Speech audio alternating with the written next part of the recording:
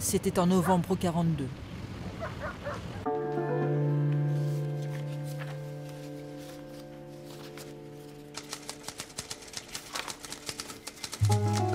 À cette même période, Jean-Louis Crémieux-Briac est un jeune lieutenant des forces françaises libres à Londres.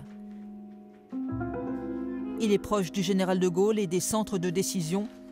Il a parfois entendu prononcer le nom de Max, mais ne l'a jamais croisé. À Londres, nul ne savait quand il était présent. On prenait de toute façon des mesures de sécurité pour tous les agents, mais pour lui, elles ont été exceptionnelles, car il était le chef, l'unique, et donc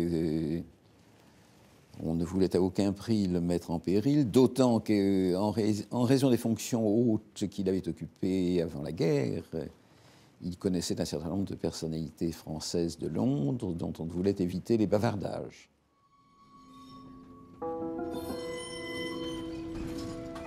L'hiver 42 promet d'être long. Lyon vit prostré sous l'occupation et manque de tout. Jean Moulin, dont voici les rares images tournées avant-guerre, poursuit la mission confiée par de Gaulle. Il rencontre les chefs de mouvement, fournit armes et argent pour les sabotages. Mais il prend aussi le risque de devenir visible.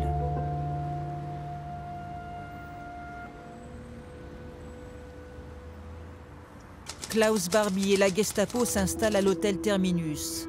Aux étages, 20 chambres pour les interrogatoires.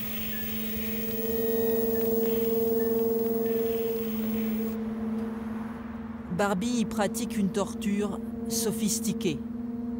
La sauvagerie de ses méthodes ruisselle sur la ville. Rapidement, il devient l'homme d'une logistique tentaculaire.